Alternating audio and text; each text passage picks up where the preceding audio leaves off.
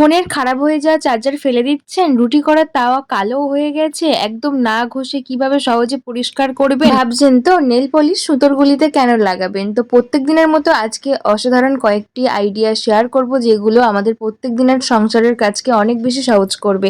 আজকের প্রথম টিপস, বন্ধুরা, ফোনের চার্জার আমরা প্রত্যেকদিন ব্যবহার করি, তবে দেখা যায় কয়েকটা মাস বা বছরের পরে এই চার্জারগুলো একদম খারাপ হয়ে যায়, আমরা ফেলে দিই। কারণ এই চার্জার কোনো কাজেরই না নষ্ট হয়ে যাওয়ার পরে। কিন্তু আজকে কাজে লাগিয়েই দেখাবো যে কিভাবে ফেলে দেওয়া চার্জার আমরা কাজে লাগাতে পারি। ফোন দেখতে আমরা কম বেশি প্রত্যেকেই পছন্দ করি, তবে মহিলাদের ফোন দেখার না ঠিকঠাক টাইম থাকে না। কারণ প্রত্যেক সময় রান্না বান্না সংসারের কাজ করতে করতে ফোন দেখা সেইভাবে টাইম হয়ে ওঠে না। তাই অনেক মহিলা আছে রান্না করতে করতে ফোন দেখে, বা রান্না করার সময় রান্নার ভিডিও দেখে। অনেক সময় রান্নাঘরে ফোন থাকতে থাকতে দেখা যায় কি, ফোনের মধ্যে লঙ্কা পড়ে যাচ্ছে, হলুদ পড়ে যাচ্ছে, জল পড়ে যাচ্ছে, ফোনটা খুব তাড়াতাড়ি নষ্ট হয়ে যায়। তাই ফোনের চার্জার না ফেলে খারাপ হয়ে গেলে একটু রেখে দিলে কিন্তু সুন্দর স্ট্যান্ড তৈরি হয়ে যাবে। এখানে দুটো চার্জারও লাগবে না, একটা চার্জার দিয়ে কিন্তু সুন্দর একটা স্ট্যান্ড তৈরি হয়ে যাবে। আমরা বা রান্না করতে করতে ফোন দেখি, বা রান্নার ভিডিও দেখে ফোন দেখি, তাহলে একটু উঁচুতে রেখে দিলে কি হয়, জল টল পড়বে না, বা লঙ্কা হলুদ কিছুই মশলা এর মধ্যে পড়বে না, আর ফোনটা কিন্তু সেফ থাকবে। তাই অবশ্যই টিপসটা অ্যাপ্লাই করে দেখো, ভীষণ ইউজফুল। ঘরে থাকা এই যে চার্জারগুলো খারাপ হয়ে গেলে না ফেলে দিয়ে এই ছোট্ট কাজটি অবশ্যই করে দেখো, দেখবে স্ট্যান্ড কিনতে লাগবে না, এইভাবে সুন্দর একটা স্ট্যান্ড তৈরি হবে। চলে আসলাম পরবর্তী আইডিয়াতে। বন্ধুরা, রুটি করার তাওয়াগুলো দেখা যায় এই রকম কালো কিষ্ট হয়ে যায়, তেল পড়ে যায়, আর একদম বাজে একটা দাগ চেপে বসে যায়, কিছুতেই উঠতে চায় না। এই দাগ কিভাবে তুলবো সত্যি আমরা বুঝতে পারি না।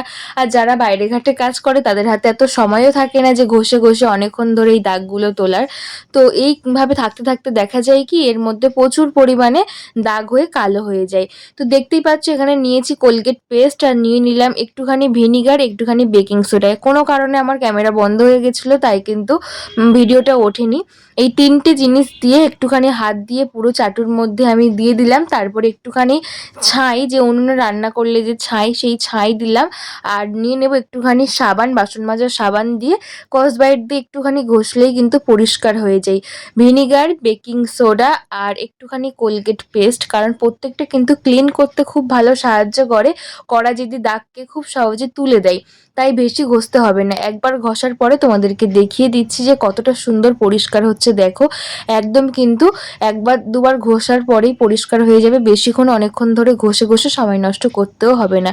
তো আমি এইভাবে ঘষে নিয়েছি, নিয়ে আরেকটু ভালো করে ঘষে নিয়ে এটাকে ধুয়ে নিলাম। ধুয়ে নিয়ে তোমাদেরকে দেখাচ্ছি কতটা পরিষ্কার হয়েছে, দেখো। একদম সাদা হয়ে গেছে। একদম কম সময়ে তোমরাও এইভাবে পরিষ্কার করতে পারো। আর যে দেখছো মানে হ্যান্ডেলের দিকে আছে, ওগুলো কিন্তু একটু ঘষলে হয়তো উঠে যেত, আমি আর ঘষলাম না। তো এইভাবে কিন্তু তোমরাও ঘরে থাকা কালো হয়ে যাওয়া কড়া বা এই তাওয়া এইভাবে পরিষ্কার করতে পারো। চলে আসলাম পরবর্তী আইডিয়াতে। বন্ধুরা, আমরা অনেকেই আছি ছোট্ট সূচে সুতো পরাতে পারি না। আমাদের অনেকেরই চোখে একটু প্রবলেম হয়, কারণ একদম ছোট থেকে ছোট সূচে সুতো পরানো খুব মুশকিল। একবার পরাতে গেলে বারবার খুলে যায়, বিশেষ করে বয়স্ক মানুষ যারা, তাদেরও এই সমস্যাটা হয়। আর হেল্প করার কেউ না থাকলে তখন কিন্তু অনেক সমস্যার মধ্যে পড়তে হয়, কারণ ছোটোখাটো জিনিস সেলাই করতে গেলে দোকানে তো নিয়ে যায় না, আমরা হাতেই করে ফেলি ঘরে। আজকের পর থেকে কারোর হেল্প ছাড়া তোমরা যে কেউ ছোট্ট সূচে সুতো পরাতে পারবে। নিয়ে নেবে নেল পলিশ, আমাদের সবার কাছেই থাকে। আর যে সুতোর মুখটা আছে সেটাকে মধ্যে নেল পলিশটাকে একটুখানি লাগিয়ে দেবো, তাহলে কি হবে, এটাকে পুরো শক্ত হয়ে যাবে। আর শক্ত হয়ে গেলে পুরো সূচের মতনই কাট হয়ে যাবে, আর সহজেই কিন্তু ছোট্ট থেকে ছোট্ট সূচের মধ্যে তোমরা সুতো ভরতে পারবে। দেখো এখানে আমি এটার মধ্যে নেল পলিশ লাগিয়ে দিলাম। একটুখানি শুকনো হওয়ার পরে তোমাদেরকে আমি একদম ছোট্ট সূচ নিয়েছি, দেখতেই পাচ্ছ, তোমাদেরকে মাপটাও দেখিয়ে দিয়েছি। দেখো কত সহজে এটা পরানো হয়ে গেল, কারণ এটা কিন্তু বারবার নেতিয়ে পড়বে না, সোজা হয়ে আছে। আর সুন্দর কিন্তু তোমরাও পারবে ছোট্ট সূচে সুতো পরাতে। কেমন লাগলো ছোট্ট আইডিয়া জানিও। চলে আসলাম পরবর্তী আইডিয়াতে। বন্ধুরা, আমরা ওষুধ দোকানে ওষুধ কিনতে গেলে বাই চান্স যদি চশমা না নিয়ে যাই, এই সমস্যাটা হয়। আমরা প্রত্যেকেই ডেট আর দামটা দেখেই কিনি, কারণ এত ছোট ছোট লেখা আমাদের চোখে বাঁধে। অনেক সময় আমরা বুঝতেই পারি না যে কোথায় আছে কি লেখাগুলো। সমস্ত বিষয়ে কিন্তু জানার দরকার একটা ওষুধ কেনার আগে, কিন্তু দেখা যায় যে কিছুতেই আমরা পড়তে পারছি না। তখন কারোর হেল্প ছাড়া তোমরা চশমা না নিলেও এই কাজটা করতে পারো। এখানে নিয়ে নেবে ফোন। আমাদের সবার হাতেই তো ফোন থাকে, সেই ফোনে যদি একটা ছবি তুলে নাও আর সেই ছবিটা জুম করে নাও, তাহলে দেখবে যে ওষুধের যে খামের মধ্যে ছোট থেকে ছোট লেখাগুলো কোথায় কি লেখা আছে তোমরা সেটা সহজেই বের করতে পারবে।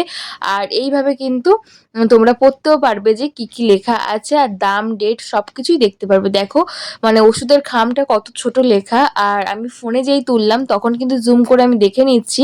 অনেক সময় কি হয় না, আমরা ধরতেই পারি না যে কোথায় ডেট ফেট লেখা থাকে, অনেক সময় এদিক ওদিক লেখা থাকে, তাই কিন্তু সমস্যা হয়। টিপসটা অবশ্যই অ্যাপ্লাই করে দেখো। চলে আসলাম পরবর্তী আইডিয়াতে। বন্ধুরা, আমরা প্রত্যেকেই ভাত রান্না করি। ভাত রান্না করার পরে উপর দিয়ে এই যে গরম ফ্যানটা দেখছো, ফ্যানটা কিন্তু একদম গরম। এই গরম ফ্যানটা কিন্তু একদম গরম, মানে আমাদের বাই চান্স হাতে ফাতে পড়ে গেলে তখন কিন্তু ভীষণ জ্বালা পোড়া হয়, অনেক সময় পুড়েও যায়। এই গরম ফ্যানটা নিয়ে নেব হটপটের মধ্যে। কোনো রকম গ্যাস খরচ না করে আমরা ঘরে থাকা মানে এই ছোট্ট আইডিয়া অ্যাপ্লাই করে যদি এই টিপসটা অবশ্যই তোমরা দেখো, ভীষণ কাজে আসবে। এই ডিমগুলোকে আমি দিয়ে দিচ্ছি এই গরম ফ্যানের মধ্যে, হটপটের মধ্যে দিয়ে ডিমগুলোকে দিয়ে এইভাবে চাপা দিয়ে রেখে দেব।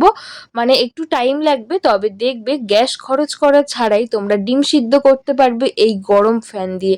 বাই চান্স মহিলারা বেশি জানবে যে ফ্যান যখন হাতে পাতে পড়ে যায়, মানে গরম যখন হাঁড়ি থেকে আমরা উবুর দিই, তখন কিন্তু ভীষণ জ্বালা পোড়া করে আর পুরো পুড়ে যাওয়ার মতনই হয়। তাই কিন্তু এই গরম ফ্যান দিয়ে যদি এই টিপসটা অ্যাপ্লাই করো, তাহলে দেখবে ডিমটা কিন্তু বাড়তি করে আর সিদ্ধ করতে হবে না। অনেক সময় দেখা যায় রান্নাবান্নার টাইমে হাতে অত সময় থাকে না, আর একটা গ্যাস এক্সট্রা থাকেও না যে আর একটা জিনিস বসাবো। তখন তাড়াহুড়োর মধ্যে 1 ঘন্টার মধ্যে সমস্ত খাবার বানাতে লাগে, টিফিনটার থেকে শুরু করে সমস্ত কিছু। তখন তোমরা এই টিপসটা অ্যাপ্লাই করে নেবে, দেখবে সেকেন্ডের মধ্যে কাজটা যেমন হয়ে যাবে, আর তোমরা এইভাবে কিন্তু ডিমটাও সুন্দর তোমরা সিদ্ধ করতে পারবে। আশা করবো এই ছোট্ট টিপস অনেক বেশি কাজে আসবে। চলে আসলাম আজকের লাস্ট টিপস। বন্ধুরা, এই বর্ষাকালে দেখা যায় সমস্ত জিনিস একটা বাজে হয়ে যায়, এইভাবে কিন্তু ভেগনো ফুটে যায়, সাদা সাদা ফাঙ্গাস ধরে যায়, তখন এই জিনিসগুলো ফেলে দিতে হয়, বিশেষ করে তেজপাতা, শুকনো লঙ্কা। তো এগুলোকে কিভাবে আমরা গুছিয়ে রাখবো বিশেষ করে বর্ষাকালে, অবশ্যই আজকের ভিডিওতে দেখিয়ে দিচ্ছি।